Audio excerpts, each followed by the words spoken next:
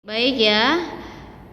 Jenis yang kedua dari kata kerja bantu adalah modal. Modal itu gini, ada beberapa kata yang masuk ke dalam jenis modal. Yang pertama can. Sering lihat kan can? Can artinya bisa atau dapat ya. Kalau Miss Fitri mau ngomong Fitri can sing, karena Miss Fitri melihat si Fitri yang itu loh kelas Al-Mu'min itu dia bisa nyanyinya itu sekarang, Miss Fitri ngelihatnya sekarang nih, maka Miss Fitri pakainya can. Kalau kejadiannya dulu 2 hari yang lalu nih, tuh sudah lampau kan, maksudnya sudah terjadi kan, berarti pakainya can ini diganti pakai could, diganti aja could gitu. Terus Miss sing. Nih, Miss Fitri kasih tahu ya, kalau seumpama modal ini ketemu sama kata kerja. Kata kerja itu harus bentuk pertama, tidak boleh ditambah apa-apa. Contoh sing. Sing ya sing aja. Kan ada tuh ya, ada penambahan kata sing ditambahin s. Nggak boleh sing sa. Nggak boleh aturan sing. Terus ada singing, ada ingnya tambahannya, nggak boleh, harus sing gitu ya. Sampai sini paham? Nah, pertama fungsi dari auxiliary itu kan mendeteksi waktu. Kalau pakai can berarti terjadinya sekarang, tanpa kita kasih tahu kalau ini pakai kata keterangan waktu misalkan ya, tanpa kita beri keterangan waktu kita sudah bisa deteksi dengan apa? Dengan auxiliary verb. Di sini ada modal can. Nah, can di dalam kalimat modalnya nggak ditulis Fitri modal can gitu, nggak, langsung aja Fitri can sing, langsung can-nya gitu ya. Karena can itu salah satu jenis dari modal gitu maksudnya. Ini terjadi sekarang can, kalau kita terjadi lampau berarti could ya digantinya ya. Kemudian kalau dia ketemu sama kata kerja, maka kata kerja itu bentuknya kata kerja dasar gitu ya, verb 1. Tidak boleh ditambah apa-apa gitu. Sampai situ paham? Setelah itu, baik, tadi itu kan kata kerja yang ketemu sama modal ya. Sekarang Miss Fitri buat kalimat yang tidak ada kata kerjanya nih. Contohnya Fitri bisa pinter. Nah, Fitri bisa pinter. Kan harusnya sampingnya itu adalah kata kerja bentuk pertama ya. Di sini nggak ada, orang pinter itu bukan kata kerja. Oleh karena itu ini suatu keharusan kita setelah can kalau ketemu bukan kata kerja maka harus ditambahi be gitu ya. Fitri bisa di sekolah. Oleh karena itu, karena di sekolah itu bukan kata kerja, kata keterangan tempat nih ya, maka harus ditambahi be. Terus Fitri bisa jadi pilot nih. Pilot itu bukan kata kerja maka harus ditambahi be sampingnya can. Fitri bisa glad. Glad itu apa? Sama kayak happy, glad itu ya. Bisa bahagia. So di sampingnya can harus ada be. Ini mesti kudu wajib betul ditambah be ya. Karena dia kalimatnya bukan kata kerja. Kalau kata kerja pakai verb 1. Kalau bukan kata kerja harus ditambahi be di sampingnya can. Nah, sampai situ paham nggak? Kalau paham, kita jalankan fungsi kedua dari auxiliary tipe modal.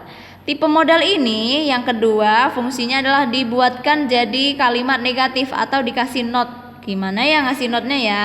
Gampang aja. Tadi rumus ya kan bilangnya kayak MTK aja ya, sebenarnya bukan kayak MTK sih. Pokoknya intinya kalau ketemu sama not harus ada yang bantuin, namanya auxiliary verb. Di sini di sebelum not siapa yang bantuin auxiliary verb gitu ya. Kita nih di kalimat ini ya, Fitri can sing, Fitri bisa nyanyi. Di dalam kalimat ini auxiliary-nya yang mana ya? 1, ada nggak to be? Nggak ada. 2, ada nggak modal? Ada. Apa itu? Can. Maka not-nya itu ditaruh di sebelah can. Jadi di sini ya. Not.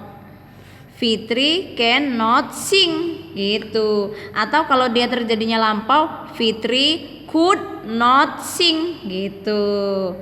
Jadi intinya harus bergandengan sama not. Dan yang membantu atau kita sebut auxiliary verb ini taruhnya di depan not. Sampai situ paham nggak? Alhamdulillah kalau paham ya. Terus yang ini Miss, di sampingnya can sih sama aja, dikasih aja not. Jadi kalau misalkan Fitri bisa pinter, Fitri can smart, harus tambah be kan ya. Kalau dikasih not Miss, notnya ditaruh di mana? Di samping kata kerja bantu. Di sini nih kata kerja bantunya yang mana? Yang can, berarti disampingkan inilah. Disampingkan ini ya. Disampingkan ini harus ditambahin not. Disampingkan ini tambahin not. Sampingkan ini juga ditambahin notnya.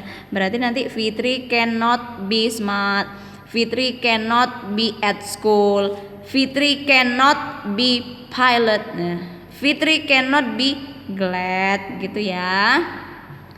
Oke, fungsi kedua sudah terjalankan, sekarang fungsi ketiga. Buat apa? Buat pertanyaan. Kan gini, Fitri can sing, Fitri cannot sing. Fitri bisa nyanyi, Fitri tidak bisa nyanyi. Sekarang dibikin pertanyaan yang positif dulu. Berarti Fitri bisa nyanyi. Bisakah Fitri nyanyi? Tuh, pertanyaannya begitu. Maka jawabannya antara ya dan tidak. Maka yang jalan duluan adalah, tadi sudah dikatakan yang jalan duluan adalah auxiliary verbnya. Di sini auxiliary verbnya apa? Can. Can jalan duluan. Can. Kemudian subjeknya Miss, apa subjeknya di sini? Fitri. Can Fitri. Kalimat yang belum dimasukkan yang mana? Sing. Taruh aja sing. Tanda tanya. Oke, sampai situ paham? Kalau dibuat kalimat pertanyaan tapi yang negatif gimana nih? Tinggal aja can, notnya ditaruh di mana biasanya? Di samping kata kerja bantu. Ini kan kata kerja bantu ya. Taruh not. Terus Fitrinya turun. Terus sing ditaruh. Selesai. Sampai situ paham? Alhamdulillah kalau paham ya. Kita lanjutkan. Jadi kata-kata yang termasuk modal itu satu can. Kedua ada kata will. Will kalau dia lampau berubah jadi would. Terus ada kata apa lagi ya? Ada shall. Shall itu artinya ini dulu, will dulu artinya akan. Shall juga akan ya. Tapi shall itu kalau dibikin lampau dia jadi should. Dan gini nih tak kasih tahu, should itu punya arti dua. Satunya akan, satunya sebaiknya. Jadi arti should itu ada dua, yang satu akan, yang satu sebaiknya. Nih gini ya, kalau semisalkan nanti ada soal Miss Fitri, ada suatu kondisi Miss Fitri bilang, hey Pak Ijo, your face is pale. Pale itu apa sih? Pucat. Terus Miss Fitri tanya, what is the correct suggestion? Apa tuh? Suggestion itu artinya adalah saran. Apa sih saran yang tepat gitu, yang benar untuk keadaan ini? Sarannya adalah menggunakan kata should. Walau dia terjadinya sekarang tidak apa-apa. Should itu bisa dipakai untuk sekarang juga untuk mengungkapkan saran gitu ya. Jadi gimana contohnya nih? Contohnya, baik, contohnya seperti ini. You should go to the doctor, gitu ya. Jadi kamu sebaiknya pergi ke dokter, check up, gitu ya. Habis itu bisa juga nih dengan ini tadi kata kerja kan. Kata kerjanya bentuknya keberapa? Go itu kata kerja pertama. Tidak boleh ditambah apa-apa. Ini kata dasar nih kan ya. Gitu. Kemudian yang Miss Fitri kasih contoh yang tidak pakai kata kerja. Contohnya, kamu sebaiknya di rumah, gak usah pergi-pergi, di rumah. Nah jadi gimana nih, di rumah kan bukan kata kerja, so kita tambahin kata be. Begitu. Sampai sini paham gak? Oke. Kalau paham Miss Fitri tanya deh, kalau dibikin note gimana caranya? Udah tinggal aja ditambahin note di samping should. Sini ya. Nih di sini ya, tinggal ditambahin aja not gitu. Sampai sini paham? Oke, dibikin pertanyaan juga paham kan? Should-nya jalan duluan, should gitu ya. You. Kalau ini nih Miss Fitri hanya mengulas materi kelas 7 kelas 8 loh ya. Itu. Should you langsung go to doctor. Nah, intinya gitu. Intinya Miss Fitri tuh ngajarin supaya kamu bisa bikin kalimat positif, negatif, interrogatif. Nah, intinya. Kalau yang ini udah paham lah ya. Should itu artinya ini. Terus selain dua ini ada lagi nih. Kita lanjutin di bawah ya. Ada kata-kata modal juga namanya may. Artinya boleh. Boleh. Kalau dia sekarang pakai may, kalau dia lampau pakainya might. Oke, might. Jangan miget ngomongnya ya. Might. Oke? Sampai situ paham? Oke, jenis yang selanjutnya, jenis dari modal selanjutnya adalah must, has to, have to. Ini artinya adalah harus. Iya, kalau dia sekarang kejadiannya pakai dia antara salah satu ini ya. Ini nih sinonim gitu loh ya. Terus gini maksudnya, Miss lah pilih yang mana? Ini kalau sekarang kita boleh pilih salah satu di antara mereka. Tapi gini, kalau Mas yang make ketujuh subjek itu semua boleh pakai Mas. Misalkan mereka harus patuh sama peraturan, mereka kan they boleh pakai Mas. Kalau mau pilih yang di antara dua ini ada aturannya. Yang has to, yang pakai itu yang jumlahnya orangnya cuma satu kayak he, she, it. Itu kan satu-satu ini jumlahnya. Maka pakai s ya. Yang have to orangnya yang banyak, they, we, you. I ternyata masuk sini juga ya, pakai have juga ya. Begitu. Ini kalau ngomongnya sekarang nih. Kalau ngomongnya lampau berarti pakai apa? Pakainya had to. Ini lampau ya. Terus Miss Tri tanya, karena sudah bisa deteksi kalau yang pakai yang sebelah sini itu sekarang, kalau yang paling ini yang sebelah sini itu lampau ya. Jadi kalau misalkan dibikin negatif gimana? Kalau Mas tinggal aja samping Mas ada not. Contohnya dia harus pulang. She must not. Dia tidak harus pulang. Nah, dia harus pulang berarti kalau dinegatifin dia tidak harus pulang. Tidak harus berarti must not go gitu ya. Oh, kalau mau pakai yang ini has to atau have to berarti she pakai apa? Pakai has to. Jangan salah ya. Terus Miss naruh notnya di mana? Sampingnya has. Di sampingnya kata pertama has not to. Gitu ya, nggak usah bingung-bingung ya. Di sampingnya has, di sampingnya have not to. Misalkan kok ketemu have to, nah kalau dibikin notnya samping have gitu ya.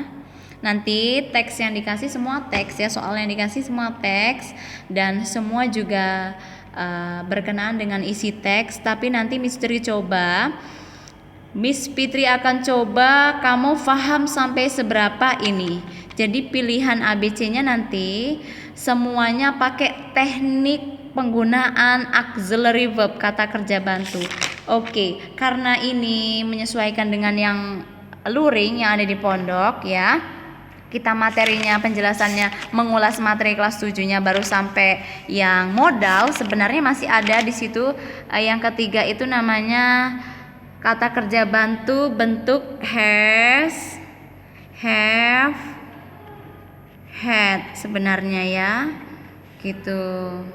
Ya udahlah jelasin aja lah ya, nggak apa-apa. Nanti kalau ada soal itu ya alhamdulillah, kalau nggak ada ya untuk ujian sekolah ya. Jadi gini, has, have, had kalau semuanya cari di dictionary di kamus itu artinya adalah mempunyai. Nah, tapi yang Miss Fitri maksud dia sebagai kata kerja bantu artinya bukan mempunyai, artinya kata sudah. Tapi ada syaratnya.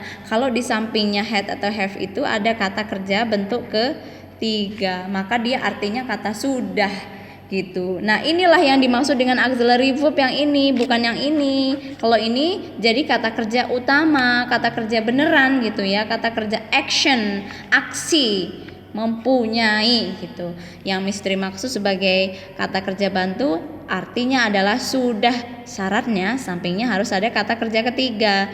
Nah, contohnya coba kita cek di contoh ya. Pertama, Rini has car. Di sampingnya has itu ada verb 3 enggak? Car itu artinya mobil. Verb itu kata kerja. Berarti car ini bukan kata kerja, salah, bukan ini yang misteri maksud. Dia sebagai kata kerja bantu bukan ini, berarti ini kalimatnya salah. Yang dimaksud kata kerja bantu apabila di samping has ini adalah kata kerja ketiga. Seperti studied. Nah, ini ada ya, kalau di situ kan verb 1, verb 2, verb 3 kan gitu ya. Study jadi studied. Nah, Miss gimana sih bedakan antara verb 2 dan verb 3? Nah, maka kalau misalkan verb 3 itu harus didahului sama has, have, had. Nah, kalau yang tidak didahului ini berarti dia verb 2. Nah, gitu tuh. Kayaknya waktu itu pernah Miss Fitri ulas tapi siapa tahu lupa ya. Gitu, beda antara verb 2 dan verb 3. Begitu ya. Kalau misalkan dibikin note gimana kalimat Rini has studied English? Tinggal ditambahi aja not di samping auxiliary verb. Di sini mana auxiliary-nya? Ini. Berarti sini ya, not. Tuh. Kalau dibikin pertanyaan, nih. Kalau dibikin pertanyaan ya, has-nya yang maju duluan. Habis itu subjeknya. Habis itu udah sisanya apa? Studied English ditulis. Tulis aja. Mudah kan? Oke, kalau misalkan pertanyaan interrogatif negatif berarti ya samping has ini dikasih not gitu aja. Oke, simple kan? Ini untuk persiapan lulus besok ya, harus diperhatikan baik-baik. Nanti kisi-kisinya nih, pokoknya ini yang dijelaskan. Kemudian kata-kata atau teks yang muncul ada, Miss Fitri nanti akan fotokan ya, Ini di sini ada teks di buku kamu itu ada bermacam-macam, nanti difotokan, dipelajari aja gitu, dibaca-baca lah, intinya dibaca-baca. Kalau tidak tahu artinya nanti bisa chat Miss Fitri ya. Oke, thank you, sampai sini dulu. Assalamualaikum warahmatullahi wabarakatuh.